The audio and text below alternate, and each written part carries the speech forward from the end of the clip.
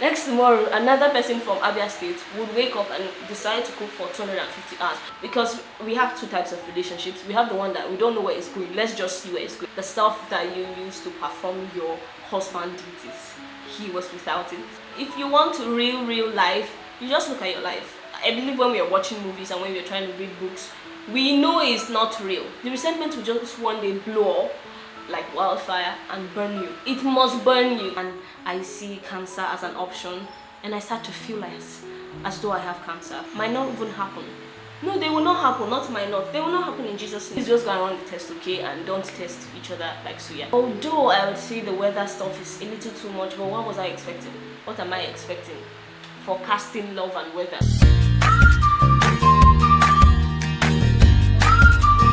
This is the start of a series where I would be gisting you guys about life lately. It's going to be like a story time, and I get to tell you stuff ranging from social media drama to books I've been reading lately and I've been enjoying, to movies I've been watching. I'm a Kdrama stan, to life lately personally, sprinkles. And I'm starting this series because I think it would help us get to know each other better, because I want to have a personal relationship to an extent with you that is watching my videos. I'm gisting you. I'm hoping that you would reply and tell me whatever it is that is happening at your own end. So yeah, I want us to be friends. Lately, we've been having a cookie-thon pandemic, and it started with Basi breaking the record, the Guinness World Record of the person who has been able to cook for the longest amount of time at his church. Now, the former person cooked for 88 hours, I think, and Basi was able to cook for 100 hours, 40 minutes. Now, Basi hasn't even gotten her award yet. Guinness World Record is still trying to go through the whole process and be sure that everything was plain and honest before they hand the award to her. And yet, some people still think it is okay for them to embark on the same journey. A lady from Ekiti State, I think Damilola, has been cooking for 80 hours now, trying to beat Hilda's record of 100 hours, 40 minutes. She's trying to cook for 120 hours. Now, there's another guy from Ekiti who is waiting for Damilola to finish cooking for 120 hours so that he can cook for 150 hours. Now, I am assuming somebody from Castina tomorrow would wake up and wait for the guy with 150 hours to be done so that he can cook for 200 hours. Next tomorrow, another person from Abia State would wake up and decide to cook for 250 hours. Since we all want to be mad, how is it that we cannot wait for the lady to get her award and just hold me before a year or two before breaking it? And a lot of people are supporting her, saying the sky is very big for all of us to fly, at the same time. Does it even make sense? That's why we have seasons, we have time. Why is it that you guys did not break this record since? It's now you guys, one person decided to break it, then now everybody's breaking it. Why can't we calm down? Why do we like to show that we don't have sense? Now 10 people are participating. How is it that the person who started this thing hasn't even gotten the award, hasn't even seen it, but you want to break the award that has not arrived? Another stuff I've been seeing on social media is the story of a pastor's daughter who got married to a guy, and the guy didn't have his stuff.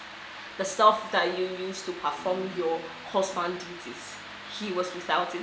And it's just made a lot of people, it's not as though this topic has not come up before, but it has, and it's starting to make a comeback now. And a lot of people are having the take that it is very good for you to taste as much as you can, so that nobody will just cajole you or deceive you into marrying the person when he knows he doesn't have whatever it is that is expected of him.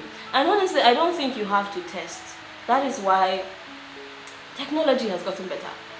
You can carry out tests at the hospital, and it is even more genuine and more safer and more wiser, because even if you want to test, because some people want to test as though they are trying to assess somebody, and some people want to taste and see, testing themselves like suya. So now, even though you decide to taste and see if the thing is working, how about you get married and it stops working? Because there is no time for it to start and stop. It can start anytime. How about you get married and then it suddenly springs up, the issue now comes up? What will you do?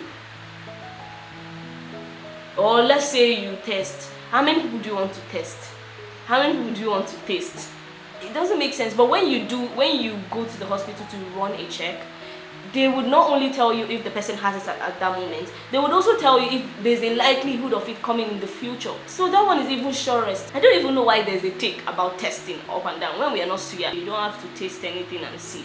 Only taste God. Taste and see that the Lord is good. And even as you're keeping yourself, try as much as possible to stay informed, because users, manipulators, predators, people who like to deceive people are drawn towards naive people. They are drawn towards people who are ignorant. So as you're keeping yourself until you get married, try as much as possible to stay informed, so that all these wicked people will not see you. And this is not even only for the men. As a woman too, if you know you have any issue that the man should know, please tell him. Don't keep it and wait till tomorrow is the wedding, then you tell the person, okay? And I think people should not even only wait till they're about to get married before doing these tests in the hospital. Whenever you see the relationship looks like he knows where it's going, go and run the test, okay? So that you know what you're doing from that time. Because we have two types of relationships. We have the one that we don't know where it's going, let's just see where it's going. And then we have the one that we know where it is going. Moving on, let's talk about movies I've been enjoying lately. And in case you don't know, I'm a K-drama stan. I love K-drama with all of my heart, and I just find them very fulfilling, it's just perfect. Their love is so modest, it's so pure, it's so beautiful. So I'll be telling you the ones I've watched while currently by the side, so you just know which to watch first. So I'd give Love is for Suckers a 7, Her Private Life 7, Vincenzo a 9, Romance is a Bonus Book an 8, Fight for My Way a 10, and I'm watching Forecasting Love and Weather now. I'll give it a 7. Love is for Soccer. I really love it a lot. And I don't get it. If you love somebody, why not tell the person? Why are you keeping it for 10 years? Oh. So that's one thing about Koreans. They like to keep their love. And I think that's why it's even sweet. Her Private Life, I would say it's a little cliche. But then, if you want real life, you just look at your life. I believe when we are watching movies and when we are trying to read books, we know it's not real. Some things might not be too plausible.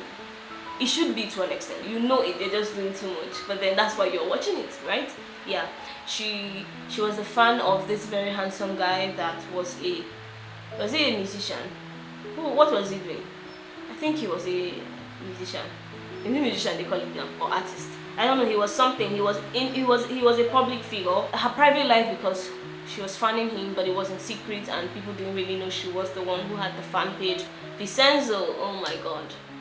It's just about, how do I explain Vincenzo without making it less than it is? Just go and watch it, okay? It's a mad movie. Romance is a Bonus Book. It's about a lady who got married and had a child and had to leave her career to take care of her child, and 7 years later when she came back into the industry to work, nobody would want to hire her because she spent 7 years of her life doing nothing, according to them.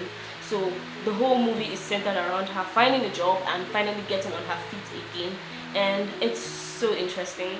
And also by the side, there's a guy who is loving her. As usual, they must be love. That's why I like them. So there's a guy who loves her so much, and he's younger than her, and she would never have imagined that this guy has always loved her. And those two people start to have something. Fight for My Way is 4 friends. They are 4 friends who have known each other from childhood, and they take on different challenges in life. You know, life will always give you troubles, and they overcome it to an extent, and that is realistic, very realistic. The whole love play, I really enjoyed it. You know, when you're in a relationship for 1 month and you guys, your head is still sparking and you guys keep having very silly quarrels and all those plenty stuff. It's in this movie, very realistic. The love, the fight, the challenge, everything is just so good. I really love it. Currently I'm watching Forecasting Love and Weather, and I'm really loving it. I would give it a 7 for now because I'm not done. It involves an older lady in love with a much younger guy, and the chemistry is so flawless and it's beautiful.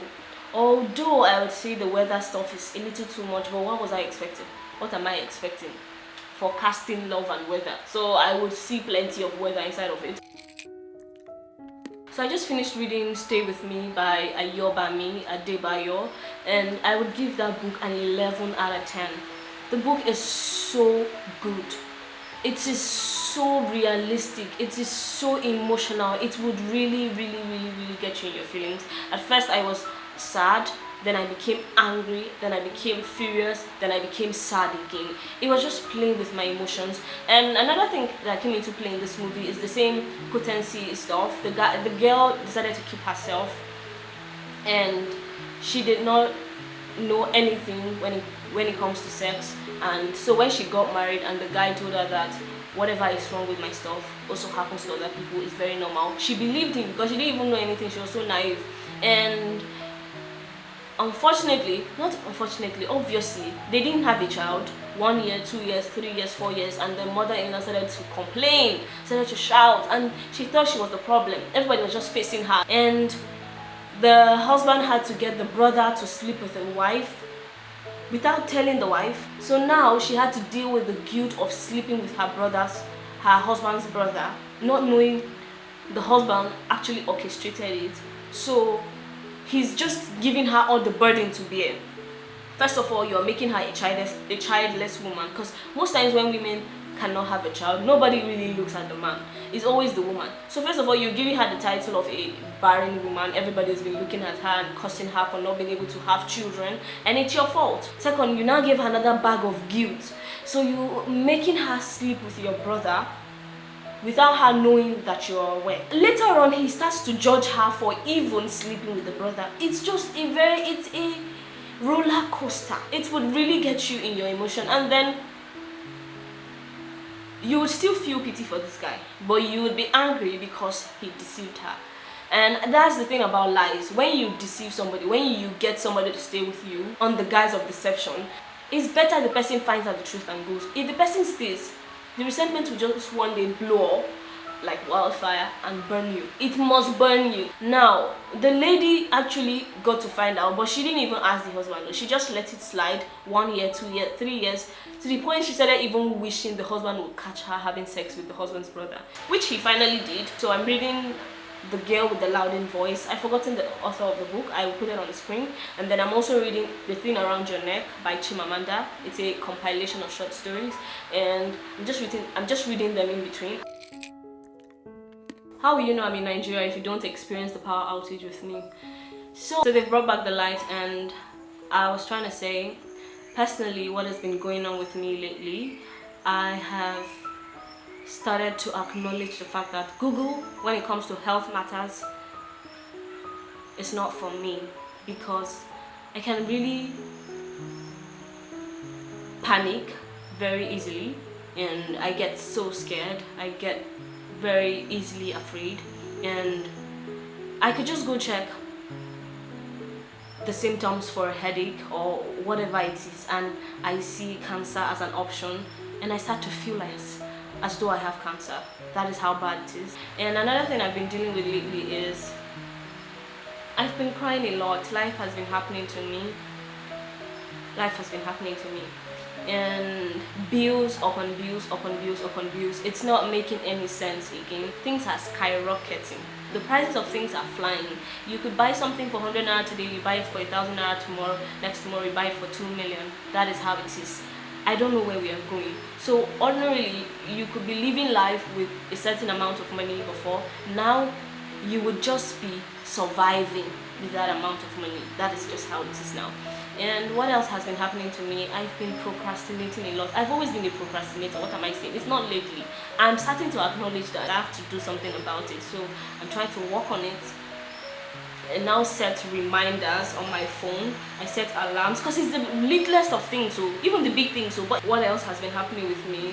I have been dealing with fear. Okay, I've said it before. I've been dealing with fear, and I am praying to God to take it away, because I keep imagining the worst case scenario. So a lot of these things I'm already afraid, and allowing it eat me up might not even happen. No, they will not happen. Not might not. They will not happen in Jesus' name. But I'm already allowing it eat me up. And then something else I've been dealing with is jealousy. I'm telling myself, I'm now starting to acknowledge it and tell myself, not now, it's just started recently. I know I've never been the type to be jealous of somebody.